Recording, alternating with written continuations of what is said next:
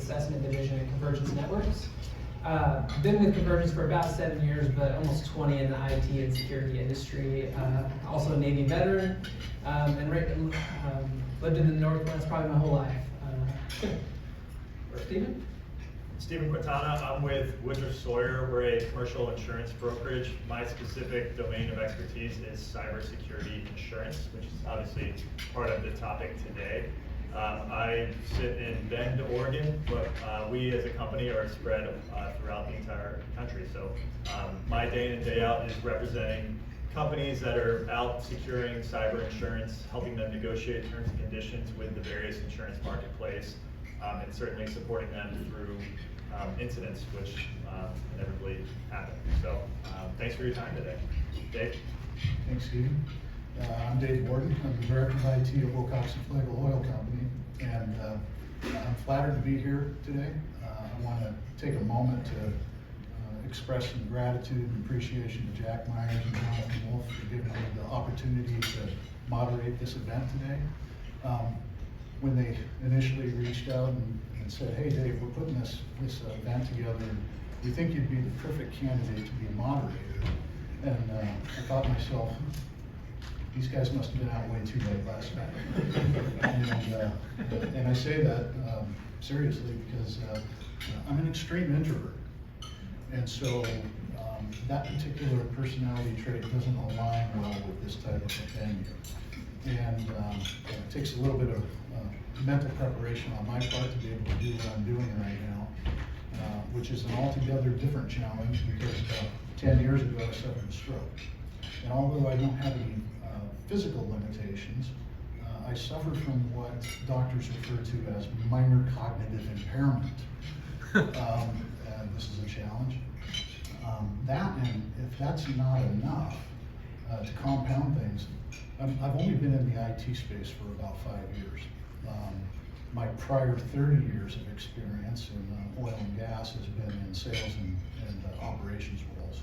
So the good news is that Jonathan and Stephen are really authorities in their respective areas.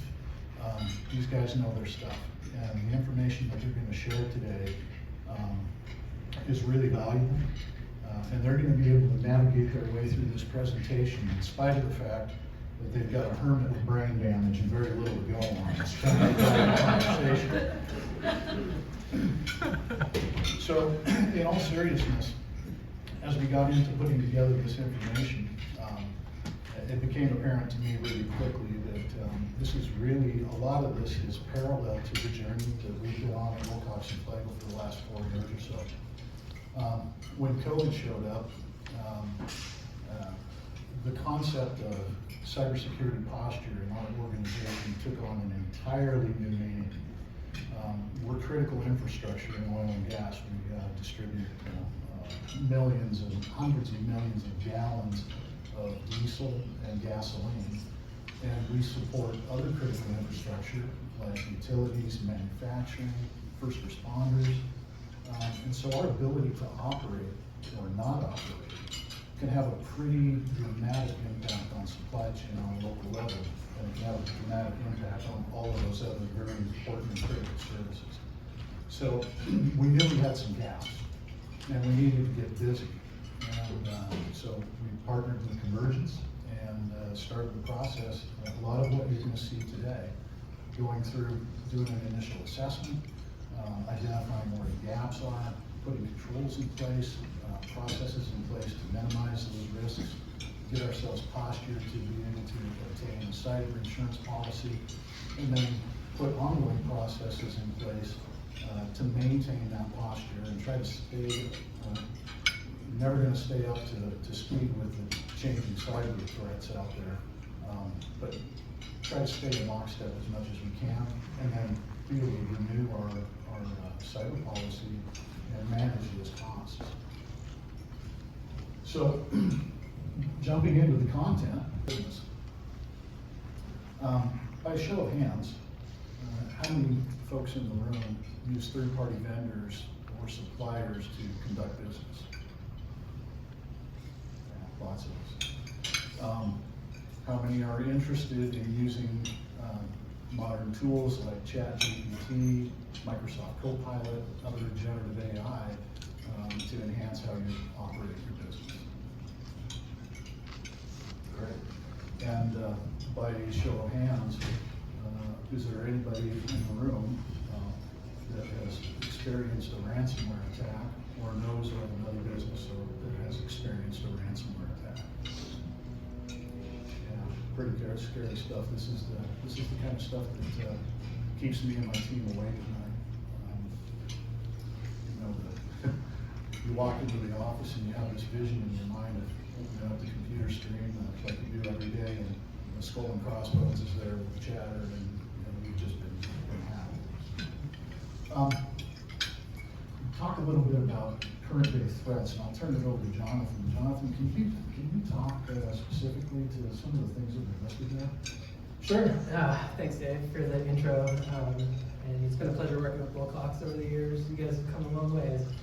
I just want to level set with everybody. I know it says threats up there on the screen right now, but I just want to make sure we're all talking the same thing when we're talking threats. So in the world of cybersecurity, vulnerabilities are weaknesses in systems that can be exploited. Threats are malicious events that take advantage of vulnerabilities. So when you see these threats up here, the reason they exist are because of vulnerabilities and weaknesses inside of environments. What does that mean to you as a business? Well, that's risk. That's where that comes into play, right? What is the potential or loss or damage that can occur when a threat like this occurs in your organization? So when we're talking threats, risks, vulnerabilities, when we're talking threats specifically, think about the things you hear about on the internet all the time or in the news, right? Ransomware, vendor gaps and holes, things like that. And I think it's really important for us to spend a few minutes talking about some of the changes that are happening right now. One of the biggest being that you'll see the average out-of-pocket cost list there, roughly $250,000.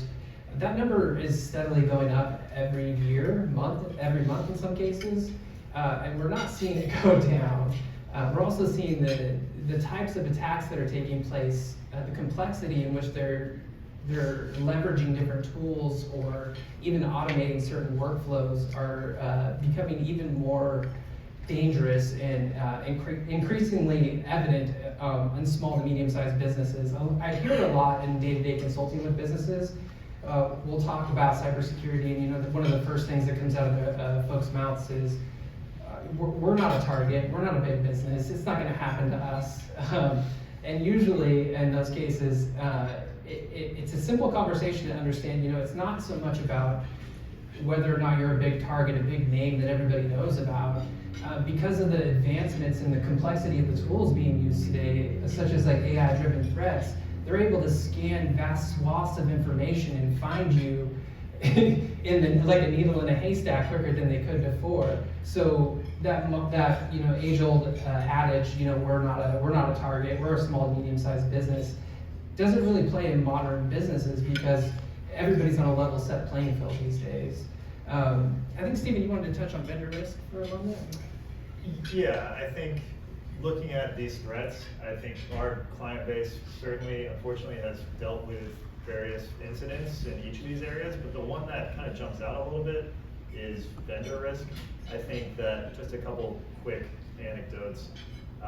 We've seen plenty of circumstances where companies are outsourcing some data processing function of their business.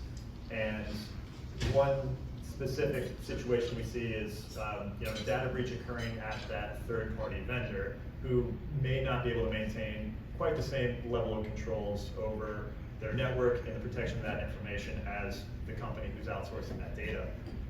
And a really bad situation that occurred, a healthcare client who was using a third-party billings and collections type vendor. That vendor lost a lot of the healthcare client's customers' data, and ultimately the healthcare customer is the one who interacts with those individuals whose information was lost. They have to take ownership of the response. They faced all sorts of liability costs, lawsuits, and they had really structured a really strong program in place, and they've also really negotiated some really effective contractual language, putting the onus on that third party to take up those costs. but the incident was so significant that that vendor actually just went bankrupt. And so the healthcare company was the one who was going to be incurring all of those costs, couldn't execute on their contractual protections. An unfortunate situation of remembering that even the legal protections sometimes are not going to be that last line of defense.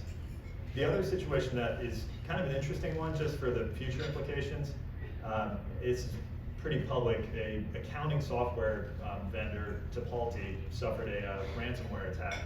And while not a huge company necessarily, they worked with a lot of high-profile companies. And the threat actors were looking to leverage that relationship and the access to those high-profile companies' data to drive up the extortion demands. And so, Jonathan's point about, we're not a target. What's interesting is the folks that are behind these attacks at times can be getting really creative about how they're trying to monetize their efforts, and it could be more of a relationship to a larger entity, could be something that draws the attention of some of these actors. So vendor risk is something that is certainly top of mind, I think, for everybody, and it certainly plays into kind of how the insurance companies are evaluating the risk. That's a really interesting point, Steve. I hadn't really thought about us being used as a stepping stone for infiltration into another company. So, Jonathan, how do these emerging technologies, like AI and IoT, how do they introduce new vulnerabilities, and what kind of strategies can businesses adopt to safeguard against those? Sure. Well, one minor point, right before we got this kicked off today, Stephen and I were chatting, and we were talking about some of the past breaches that have happened, and one of the big ones from last year was MoveIt.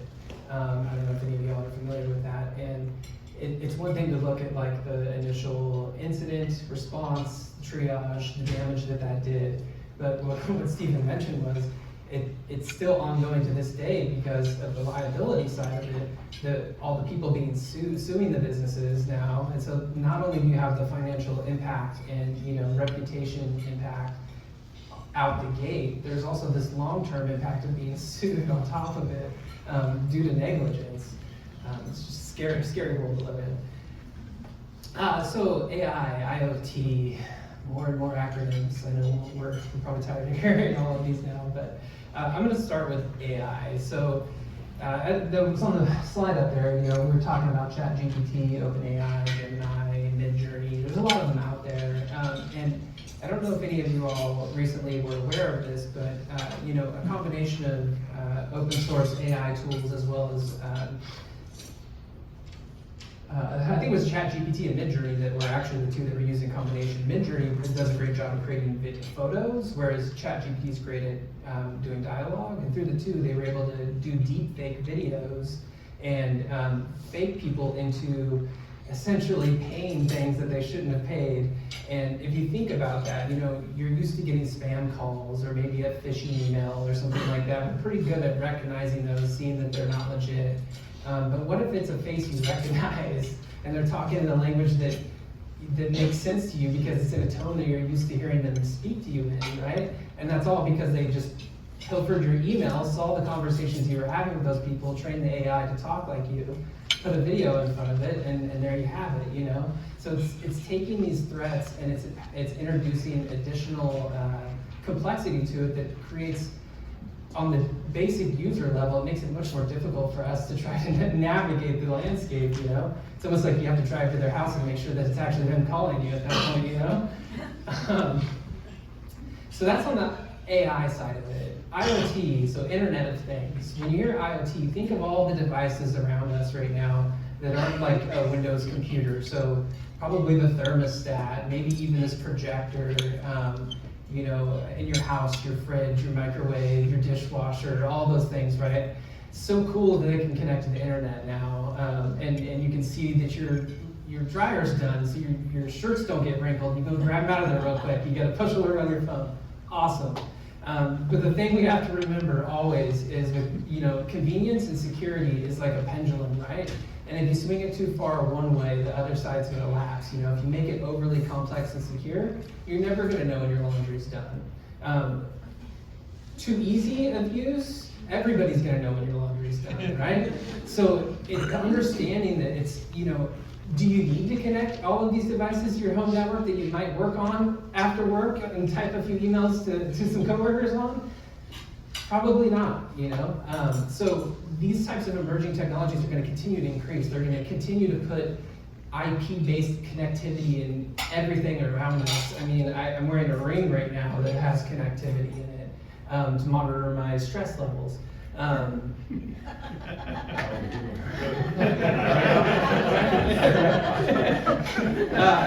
But yeah, so these are the things that we need to be aware of. It's not just the simple phishing email. It's not just all of these devices. They don't have the complex security and management behind them that you traditionally find in like your business network. On your workstation, right? You have antivirus. You might have firewall protection. All this stuff going on, but on this little IoT device, it's probably never been updated. And maybe the last time it got updated, it was updated by somebody that doesn't use secure coding because they don't spend enough money or time or energy on that because nobody's watching or cares about that sort of stuff, right? So it's just about understanding that, despite the convenience they provide, it's good to be aware of it and take a second thought about whether or not you need to connect it. We had a meeting a few weeks ago in preparation, and we were talking about a company that makes smart toothbrushes. And there were like 3 million of them that were used to turn back against the company and render them basically out of business for whatever period of time. But that was interesting. Smart toothbrush. How does that work? So on the next slide, we're going to move on to what happens when a ransomware attack hits. And Steve, I'll turn this over to you for discussion. Can you help the room kind of outline, when we talk about ransomware, how does it typically occur and what does it look like? So I know Dave asked a question around folks that have either experienced or know somebody that have experienced a ransomware attack. I think there's a level of familiarity now that a couple years back, a lot of us maybe didn't have. But one thing I think is helpful is just to kind of think through the process of which most of these attacks occur. It's helpful frame of reference for thinking about both the attacks, but also the various controls that are in place to prevent them from occurring. So kind of a typical cadence, if you just kind of follow the timeline there in the middle, initial access is gained maybe through a phishing email or the likes. And after that sort of perimeter is breached, individuals may sit dormant in the network, trying to gather some intel and understand where the crown jewels are held, and move laterally to gain access to that and take that data out, exfiltration, before, in some cases, deploying a ransomware attack, corrupting systems, locking up systems, and then demanding an extortion payment. Oftentimes, there can be kind of a double extortion where they're both extorting the company for not releasing confidential data to the public, and also extorting the company for giving them keys back to unlawful systems. And this whole process, I think when we start to, in a little bit, talk about the controls and think about how insurance companies are evaluating companies' controls, there's layers of defense that these companies are looking for companies to be holding and to have in place to prevent these types of steps from occurring. Maybe somebody can gain access to the network, but maybe there's various segmentation in place to prevent them from being able to move laterally from one environment to something far more critical. So it can be a helpful sort of lens because it's both sort of reorienting how the attacks occur, but also thinking about the various areas where you can impose some defense to make it a lot harder for somebody to execute on this type of attack. Great. Jonathan, let's say we're in an unfortunate situation where we've had a breach. What are some of the immediate steps that a company can take, and how can they collaborate with their insurance provider during that incident? Yeah, let's hope none of us are ever in that situation. But if we do find ourselves in that situation, the very first thing that should always be done is consult your security incident response plan. If you don't have one, it's a great opportunity prior to an incident, now that I'm saying these words out loud, and maybe it's the first time you're hearing it, to look into making one of these. But oftentimes the security incident response plan will have various steps in there that need to happen over a certain time frame to ensure that it minimizes the impact that these sorts of incidents can have, you know. And as Stephen had mentioned, you know, when he said layered defense, you know, it's a very common phrase you hear in IT, cybersecurity is defense in depth. You can think of that as like an onion, you know. When you peel back an onion, it's another layer, another layer, another layer. And if we look at this attack chain up here from initial access to extortion, if we can layer in those defenses or put something in place to mitigate those next steps from happening, it's going to minimize the impact that this event's going to have on the business, as well as you know, provide some sort of peace of mind knowing that this is in place. Oftentimes we work with organizations to write security incident response plans, but also do tabletop exercises where you can think of it as like a card game, and we actually have decks of cards that have random incidents and like variables that get played into it, like somebody's sick or something like that. You roll a dice and you lay them down, and we work through it, and you pull out your incident response plan, and you see how it works, and you make minor modifications to it and adjust, so that way when this does happen, everybody's running in this, or rowing in the same direction and not running around, you know, like panicking, right? One of the things that's most important though is getting with insurance, and that should be in the security incident response plan, because oftentimes your cyber liability insurance policy will have certain criteria in it that if you're not following during an incident, they might actually deny coverage. You know, so if you're, for whatever reason, taking steps that are that are listed in there not to take until you contact them, you might put yourself in a really weird predicament early on in an incident. And Steve, flip this over to you. What kind of security controls are the most critical in the eyes of a cyber insurance provider? So, rather than just saying it depends, there's always a variety of different controls that the insurance providers are looking at. They're looking at this pretty holistically. I think you often find that they'll review kind of questionnaires that a company sort of self-reports, here's what we're doing, here's what we're not doing, and they just focus on the one area that you're not doing. But to your point, Dave, I think the areas that jump out, and we know that there's kind of handouts out there that outline a couple of critical controls. Multi-factor authentication is a big one for insurance providers, ensuring that that is in place for those that are accessing your network remotely, also in place for individuals when they're elevating their privileges to for admin rights and otherwise. That's a pretty critical one. I think incident response planning and training is one that is always going to catch the eyes of insurance providers. Being able to plan and simulate and prepare for what would happen if an incident occurs. Knowing that a company does that goes a long way. And I think to just kind of call one other one, awareness and training is huge. I mean, all of the adages of, you know, the human factor is the weakest link in the chain, and everything that's said in that regard. The insurance companies certainly look at how are we keeping our people informed on what threats exist. Are we testing them? Are we phishing our own employees to see, are there folks that are constantly clicking on the links, and do they need more training? Is there some sort of escalation of if they continue to click? Is their manager informed? Is there some sort of feedback loop to make sure that we don't have folks that are consistently bringing risk to our table? Those three, I think, Jonathan, we could probably argue back and forth all of the others on the slide of just how important they are, but those are three that I think stand out in a lot of insurance companies' eyes. We found that when we started the process of applying for a cyber policy, you know, the multi-factor authentication, that was a requirement. If you didn't have that in place, you were not going to get a policy in place until you had it. You know, those requirements are no doubt going to become more and more stringent as we move into the future in these new technologies. Another question for you, Stephen.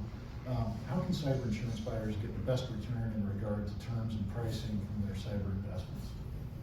Yeah, I guess that's where the rubber meets the road. So No doubt, the companies that are exhibiting strong controls are seeing the best results. That's probably no surprise to anybody in the room. In fact, the insurance providers are competing to write those companies' business. And so with increased supply, you can be a lot more picky, you can drive down costs, you can expand coverage as much as possible. But the reality is, for folks that are constantly on that security journey of knowing, hey, we have some blind spots and these are things that we're working on over time, or here's some areas where we may not have control that you're asking for, but we have a story to tell around compensating controls. Being able to really control the narrative and tell the story to the insurance companies, as maybe soft as that may sound, is pretty impactful in terms of driving the best possible results. I think that what we find that we're doing constantly for clients is working with them to understand what you're doing now, what's on the roadmap for the next 12 months, what are some things that may be longer term projects, and how are you addressing that vulnerability now? And collecting that and having more of a conversation with the insurance providers rather than letting them just paint you with a broad brush after reviewing 20 questions on a sheet, that becomes far more critical to actually extracting the best possible results, best possible coverage in terms and conditions within a insurance policy. Yeah, that's really great validation. Appreciate that because it's in line with Wilcox and Flegel just went through the process of renewing our cyber policy, and it was interesting. The first year that we got it in place, lots of check boxes on the application form, and some that were no, and a lot of them that were yes. But having that plan, incident response plan, having an ongoing process where you're looking at gaps that are there and addressing those as you move forward, and being able to have that dialogue when that time comes to renew was really, really valuable for us. It was pretty gratifying to go through the application process again and have a whole lot more check boxes that were yes than no than the previous year, and being able to articulate to our broker that these are the things that we're doing. And subsequently, when we looked at our renewal premium, insurance costs go up every year, right? That's just a kind of a They don't way of have to. life. They don't always have to. Well, not always, but I have to be careful what I say, or I'm good. But typically they do. And when we looked at the increase in our premium over previous year, and we looked at what the national averages were, we were way below that. And so the things that Stephen's talking about really do make a difference in being able to manage those costs. So we jump into that. We kind of talked about the landscape and threats and how to posture yourself against attacks. We'll kind of move into talking about what type of a security and insurance package do you put together, and what you do really kind of depends on the type of business that you are, the size of your business, the verticals that you operate in, and a whole plethora of other aspects that go into that.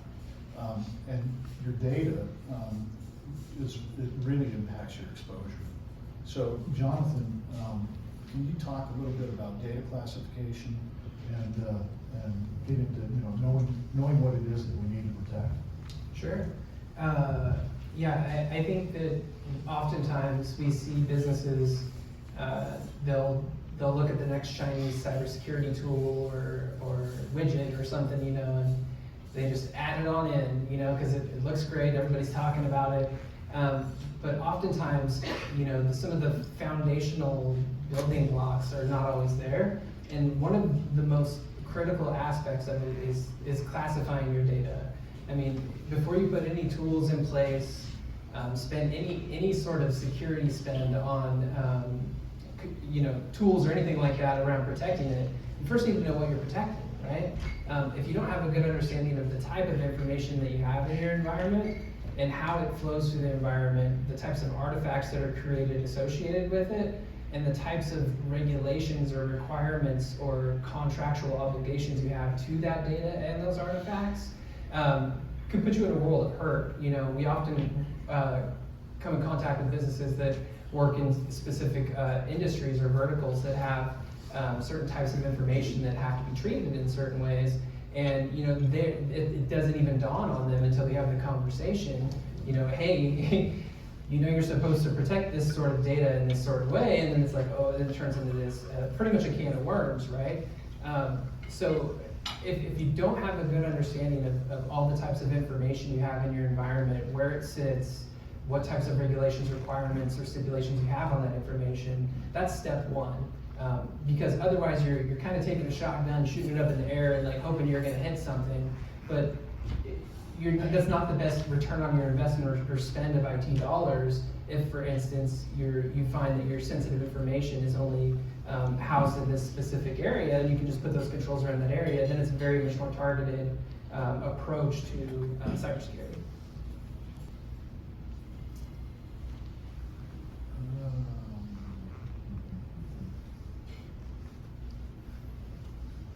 I'd go back to you, Stephen, on another question. So, will a cyber insurance policy exclude coverage if a company wasn't implementing specific cybersecurity controls at the time of the breach? So this is a question we hear a lot, is if we don't have this in place, is there a kind of gotcha exclusion and my policy is going to be totally void? I'd say the answer is no, right? And I'd say it certainly should not exist within the policy. The way that we frame this with our clients is we do this analysis up front. The underwriters do this analysis of they're asking what controls you have in place, and then they're making a determination based on what you share to offer terms. There shouldn't be more contingencies in the policy that say, oh, you didn't have an EDR tool in place and therefore you're not getting coverage. Those types of restrictions should not exist. I think the biggest thing where we see coverage denied for companies comes back to something Jonathan was talking about when he talks about incident response plans. The denial of you didn't engage us soon enough. You went out, you hired a bunch of companies to help you with investigation, you hired lawyers to help you analyze the landscape of what laws you're going to be subject to, you hired firms to go notify a bunch of third parties.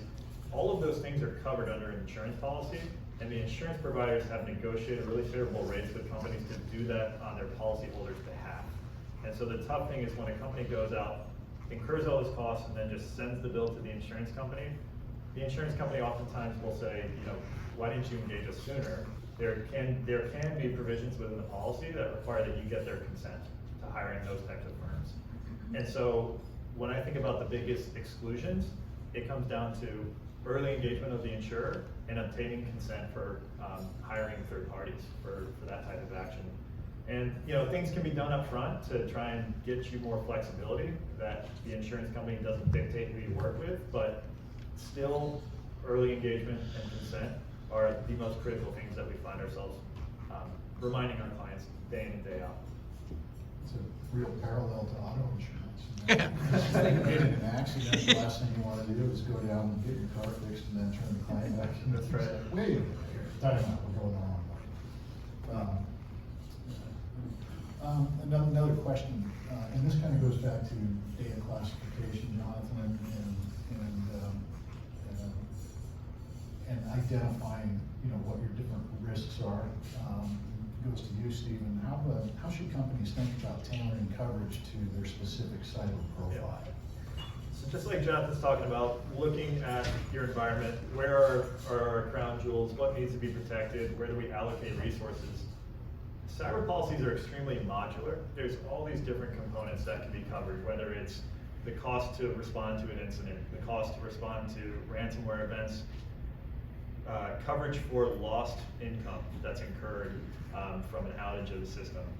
And it's important to think about what are the big risks that we as a company are facing. Are we, are we in manufacturing and we're not sitting on a whole host of critical information, but we do rely upon critical systems, computer systems, both that we have ownership of and that third parties are operating, that if they were to experience an outage, we would suffer lost income. Prioritizing the focus on that type of coverage rather than focusing on the significant data breach pieces is a pretty important way of tailoring it to your specific company. And similarly, companies in the life sciences space, maybe their big concern is we're housing all this critical clinical trial data. And if that was corrupted, we'd have to rerun those trials and recreate all that data, prioritizing the focus towards coverage that can support that response. And so tailoring coverage, I think, comes down to identifying what we're trying to protect and what type of incidents we're concerned about. But then the other side is tailoring to what is a reasonable amount of insurance to purchase. And that also comes back to thinking about the company and mapping that risk profile to various loss modeling and simulations and benchmarking to think about what's a reasonable amount of insurance to be purchasing, given sort of budgetary constraints and given what our possible risk is. So it's not a one-size-fits-all. You can certainly buy a big bucket of different cyber insurance coverages, but mapping it to your specific company's profile can be the best way to sort of optimize that spend. And these are things that go to you're maturing your cybersecurity position as a company. How does the insurance industry assess the cyber maturity of the company, and how can businesses improve their standing? So if folks have gone through the process of obtaining cyber insurance, you typically find an application or a questionnaire, and that's the starting point for the evaluation. The kind of ransomware life cycle that we saw with all the different components of email filtering and training and MFA and privilege access and backup plans, those are all the areas that companies get questions on in order to start the process. And the simplest way of having those things in place, looking at the ones that you don't have in place, is a little bit revealing as to what are companies focused on that we're not doing today. But I think it kind of just comes back to what direction are we heading, and that's why if anything you remember in terms of cyber insurance that I say today, telling a story, controlling the narrative, we think is just some of the most impactful component to being able to obtain quality terms, attract insurance companies to compete over your business rather than be beholden to just one company that could move the rates or change the coverage vastly for them. And another thing that came as a realization as we went through this process is that you get an insurance policy in place and it's like, okay, well, I got insurance, I'm good now. And but you don't really realize there's a working relationship here between what Convergence does and what Sawyer Woodruff does. The insurance industry and the firms like Convergence, they really do bounce off of each other for the best interest of the client. So throw this out to you, Jonathan. How is it that your firm works in tandem with your insurance provider to offer a holistic strategy to a client? Sure. Working in tandem with insurance. Oof. Seriously though, I think it all comes down to industry standards. If we're all marching towards the same drum and rowing in the same direction, however you want to look at it, it's going to be in the benefit of the business. And oftentimes, what insurance is driving at is what has been the biggest liability to them, right? The previous couple of years of exposure, they're looking to shore up those gaps. That's why there's new checkboxes on the insurance form every year, right? So as a cybersecurity firm, understanding those checkboxes are technically already there, they're just hidden from you all. The industry standards have been in place for years, and one of the most common ones that most small to medium-sized businesses use in the US is NIST Cybersecurity Framework. It's an industry-recognized, government-backed framework that's about 108 or 6 controls, depending on the version you're looking at, that addresses all of this stuff. So it might be that of that NIST CSF, you might find 20 or 30 of those on your insurance form, but next year you're going to find 35 of them. And the year after that, you're going to find 40. And so from a cybersecurity firm's perspective, we want to get our clients ahead of that. And so if we know where they're going already, we're gonna try to consult and work with our clients to help set that standard out the gate. So that way when insurance comes around every year, like Dave mentioned, it's just a couple more check boxes they have to do and they're not stressing about it. Because we already know where they're going, and it's the same controls, it's the same things that have been in place for a long time. It's just now the rubber's meeting the road, as Stephen had mentioned earlier. Yeah, interesting, I mentioned it, I don't know if I mentioned, but we had a meeting this morning with, on our cybersecurity roadmap with Kevin Dodson from Convergence, and you know, they're always keeping us abreast of new developments and things that we should be looking at in the future, and there's a direct correlation there to what we may see as far as requirements for insurance go forward. So just kind of another point to, you know, the collaboration that goes on between you guys and how that impacts the customer. There's a very positive benefit there. They know what's coming because they talk. Flip that same question around to you, Stephen. How do insurance companies collaborate with cybersecurity firms to assess and mitigate risks for their clients? One thing that's a really positive development in the cyber insurance world is these insurance providers are doing a good job partnering with firms that can help companies continue to advance on their roadmap. And they're finding it's the idea of, if the insurance companies are investing in areas that can help their policyholders get better, it's going to benefit them. Kind of a win-win. And so I would just encourage anybody that is purchasing the insurance policy to ask about what resources are available. Maybe they're free, maybe they're discounted rates to work with different firms that can support certain functions. That piece is totally separate from just the coverage that's in place when an incident occurs. It's something that is maybe an asset that can be leveraged. And frankly, as I mentioned, the environment for cyber insurance being a little bit more buyer-friendly, this is one area where we're trying to see, where we see carriers trying to differentiate themselves from others, investing more heavily in that, trying to provide more resources that their policy holders can access to make them more attractive to be a partner to folks. So less of just a contract that's in place to respond, more of something that can actually be engaged and provide some proactive services as well. And we'll flip forward here to the cost to a company. And Steve, you've done a good job of articulating this. Understanding the impact of downtime and revenue and clients' retention it's a critical exercise that brings light to the crucial nature and resilience in maintaining business operations. So, how does that translate, and what are you seeing on the insurance side of this topic? Yeah, I think when we talk about tailoring coverage to your business, I think doing some analyses of what the loss looks like for us as a company, and whether we're focused on the concern of data being stolen in a data breach situation and having to respond, or concern that we could experience operational disruption or downtime because of an incident. Doing these types of analyses are, I think, are a helpful way to sort of project out what is the really value at risk that we're looking to insure. And so it can be pretty informative to just kind of directionally give some guidance for what amount of money should we dedicate to insurance protection. What's a level of risk that we're comfortable taking on our balance sheet versus what's a level of risk that we want to transfer to an insurance policy if possible.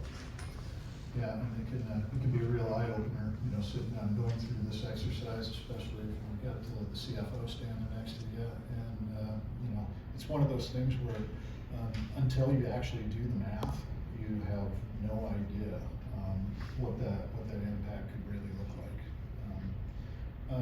like. Jonathan, how does cybersecurity help address the impact of downtime on a business? Sure.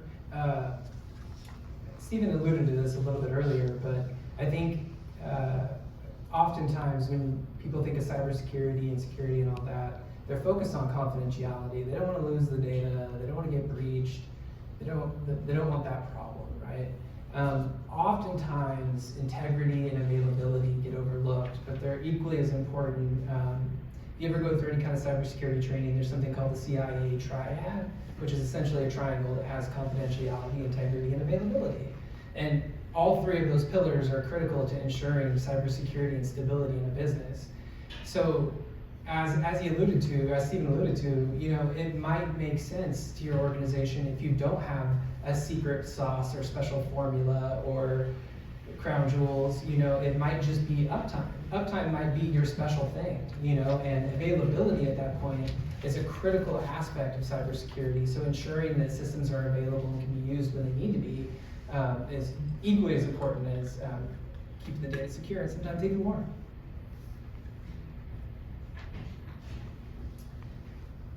So we're going to move into maintaining minimal risk and continuous improvement. And you know, this is kind of where we're at on our roadmap. This part of it, we've got the initial stuff in place, we've got our policy in place now, what do we need to do? And I kind of parallel this to your personal health, which going back to my opening statements, means something different to me these days than it did 10 years ago. You know, you need to do your annual checkups, right? I mean, we all know that. You need to take care of yourself, and you need to have an assessment from a professional, right? I can't build my personal health roadmap based on what I think up here. So the same goes true, and that's why this partnership for us has been really vital. Is, you know, we're getting those regular checkpoints from the people that know the best, because we, as good as my team is, and as much as I've learned over the last 5 years, we're nowhere near the pay scale that these guys are. So what you do this year impacts what you do next year. You can't get complacent. It's continual, it's perpetual. You know, and again, this stuff is not easy to accomplish. It takes a lot of work to get a policy in place, and especially if you haven't had one before. And you know, we talk about digital transformation. You know, this is another thing that we've embarked on, and we've made a lot of progress there. And you know, we've moved on-prem servers to the cloud, and we're in the middle of an ERP transition. It's 24 months in the process now, and we're probably 6 months for go live. So we're doing all these things, but we can't let that enhancement in technology fool us into believing that just because we're in the cloud, we're protected, right? So, Jonathan, can you walk us through some controls, critical cybersecurity controls, and what those look like? Sure, yeah, I mean, we've mentioned quite a few already. I think when it comes down to it, users are the front line of defense with most things. So cybersecurity awareness training is going to be, it is the most critical aspect of all of this. I mean, a lot of these things are important, but how easy it is to bypass a lot of these things through access to a user is crazy. And so I think that having a really good understanding of what regular awareness training and phishing actually means, you know, and I think it's important to even take it a step further. A lot of folks will say, oh yeah, we do annual phishes or we do biannual phishes, and some of our users click on it, some put in credentials. It's like, okay, yeah, the same user clicked on it this time. Oh, okay, you know, we had 3 less users click on it this time. Great. But the key aspect that we're missing with that is like what actually happens in the event that that user does get phished, right? Yeah, this was an automated test and they failed, great. They put in their credentials, like not good. But what happens when they put in their credentials? And I think this is an area of some, call it pseudo-social engineering, enhanced phishing, if you will, where you actually take a user's credentials and see how far that gets you. Because then you understand the risk of that person being phished. It's not just, yeah, they put in their credentials, but they don't have access to anything, so it doesn't matter, so why even do it? But if you knew that they had access to something, or maybe it's misconfigured or not configured correctly, another one mentioned on your configuration management down at the end. If you don't have proper permissions and stuff in place and that user gets phished, and all of a sudden they have access to accounting when they're in operations and they shouldn't have, whoops, you know? So I think it's critical. The user education is critical.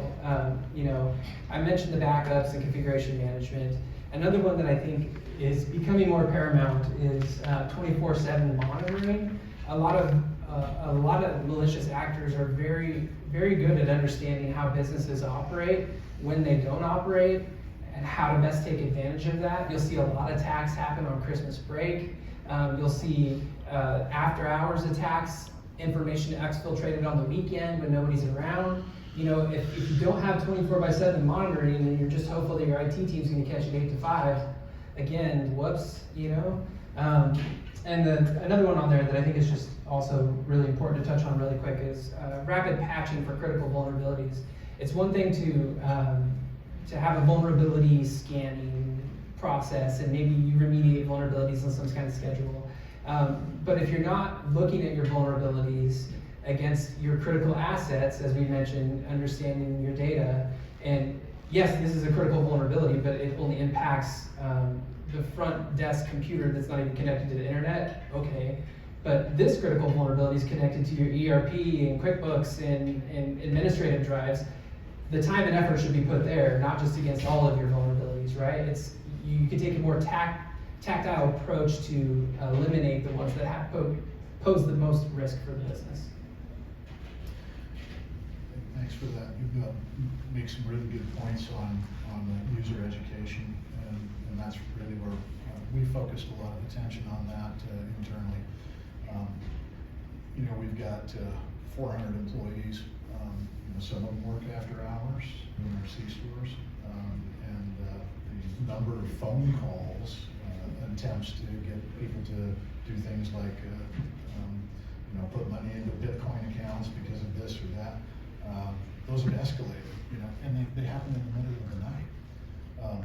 But going back to user education, one thing that we incorporated as part of our roadmap was to do like a monthly tech corner piece in our newsletter and get information out on various topics. You know, most recently quarantine email. You know, one of the things, you know, you get pushback when you put these controls in place. They can have an impact on the way that people work, and so you know, you get people out like, now I got to go to quarantine. Can't you just whitelist it? And so, well, no, you can't. And this is why. But there's more awareness now, and so when we put these pieces out, now the response is starting to churn, and the mindset is changing to where people are actually engaging. We've incorporated a set of monthly videos that are short, 4-minute instructional videos that talk about different things, like different types of phishing attacks and that. And they've been very impactful. People are like, yeah, I don't have to look at a half-an-hour video. I can do it in 4 minutes, and it's actually entertaining. And so we're starting to get that positive feedback where people understand that, hey, this is serious business, but we're trying to put you in a position where you're not the one that does the mouse click. And then, you know, so, but yeah, really there's been a paradigm shift in the way that people are viewing this kind of thing internally. And so this goes back to you, Jonathan. How can businesses effectively reduce cyber risk exposure without compromising operational efficiency? And I mentioned that, you know, people are like, well, gee, now I got to do this, and it's making it harder for me to do my job. But I think some of it's perception. But can you comment on that? Sure. You know, operational efficiency, I think, depends on who you're asking in some cases. But overall, you know, when we're talking about if you think about it, it's like, how can you maximize with what you have today and get the best bang for your buck, the best return on investment about what you have right now, right? And oftentimes, I think there are tools that businesses will implement to fix something or to satisfy some need, and they don't fully utilize those tools. They don't fully configure them or take advantage of all the features they have. And I think that's one area that a lot of businesses, even today, could look at. I can't tell you how many times we walk in and consult with a business and they're, you know, they have 2 different EDRs or 3 different antiviruses, you know, and it's just because how it was, you know, and it's one, that's hard to manage, and 2, you know, the cost and return on investment is really not there, you know. And I think another point I mentioned earlier is following an industry standard. you know? If you're trying to maximize your efficiency while also trying to reduce your risk exposure, lean on the experts. I mentioned NIST-CSF. Another one is CIS 20, critical controls. These are like industry backed by the cybersecurity professionals in the world of what to do and how to address it, you know? And so instead of just taking your own approach or your own journey with cybersecurity, use one that's already established and walk down that path, and you'll notice that the efficiency gains and the rewards you'll benefit from that are they outweigh the cost that it does to actually go through the process. A lot of businesses hear things like implementing a framework, controls, you know, and it's policies, procedures, rigid, we're not gonna be able to operate, we can't do what we need to do. And it doesn't have to be that way, you know. It can be a user-friendly, business-friendly approach while still satisfying these controls. And that's you mentioned NIST-CSF, it's National Institute of Standards and Technology Cybersecurity Framework, and it's that baseline, if you will. And we've kind of used that as a guideline for us, and you know, it's extensive. There are some things there that don't apply in some cases, and but it has really been a good barometer for us to use to make sure that we've got the right things in place, the right controls in place. In regards to incorporating these different things and having these processes in place, Stephen, how do you foresee the evolution of the cyber insurance in the next 5 years or so, especially with the rise in new technologies and threats? So, predictions, maybe one positive, one very negative. On the positive side, I think the insurance companies will continue to invest and partner with companies that can support their policyholders in this journey and continue to help push their policyholders along. You know, a rising tide lifts all boats, or whatever that phrase is. And I think to the extent the insurance companies can continue to do that, they'll make themselves more valuable, make, you know, the cyber insurance process a lot easier. I think that is seemingly the direction we're heading in, and certainly a trend I want to see continue. On the negative side, the one thing that these insurance companies are, I think, significantly concerned about is a single incident that's going to impact hundreds of their clients at once. And an easy one to think of is if AWS were to experience a significant outage. Well, most of these policies are triggered that even if a vendor suffers an outage, it's going to trigger that company's insurance policy. And so a lot of these insurers think about that day of what is their exposure. If there's a 3-day outage of AWS, I think if that were to happen, we have some bigger challenges going on outside of just insurance, but the aggregation of risk and the connectivity of so many different businesses is what gives these insurers concerns. And if those types of events were to occur, I could see the insurance marketplace starting to look at the risk differently and start to segment an attack that's on you as a company and you suffering collateral damage from a systemic attack, and then trying to treat those in different buckets, which would totally change the cost-benefit analysis from the insurance policy for buyers. So that one keeps the insurers up at night, and it's one that I think we're constantly monitoring to see, you know, if one of these incidents happens or a scare happens, how are the insurance companies going to react? And I'm appreciative of that, and I'm glad that it's you that's thinking of those future what-if scenarios and how you respond to that, because it's certainly way above the hybrid pay grade. So, you've got a real world example that we'd like to kind of take you through. And Jonathan, the stage is all yours. Sure. So let's set the stage for a second here. Let's pretend we're all in this organization together. So, you know, what we have on the screen here today is an actual attack that took place on an organization. And there's just a few things I want to highlight here that I think are really important for everybody to think about in terms of cybersecurity, risk, insurance, all of that, and understand the potential threat landscape. So, you know, traditionally, when we're thinking about protecting users from like malicious events, you know, we're putting spam filters in place, and we're training them not to like touch malicious emails, antivirus on a computer. We're doing these things that are like very oriented around the user's work environment, right? But what it doesn't do a good job of is the whole other side of the equation, you know, and personal use and the ease of use, you know, and most businesses now that use Microsoft, you know, you don't have to have Teams installed on your computer to get to it. You can get to it from pretty much any web browser or from a mobile device or something like that. So in this case, you know, this business does very well. You know, the people that work there love working there. They love to share stories about their company and try to recruit other people to come work there. Great culture, if you will. And the hacker essentially assumed the identity of a newly graduated college prospect, just graduated out of a prestigious college, created a complete fake identity on LinkedIn, and started engaging with employees at the organization. And through, I think, like 3 or 4 connections with different individuals at the organization, one of them started building a rapport with the hacker and started having a conversation back and forth. And the hacker told them, you know, hey, I heard your company's great, and they started gushing about how great it is. And they were like, yeah, so you have this role open on your website. I'd really like to come apply for it. They're like, yeah, you'd be a great fit. Go ahead, submit your resume to the website. A couple seconds go by.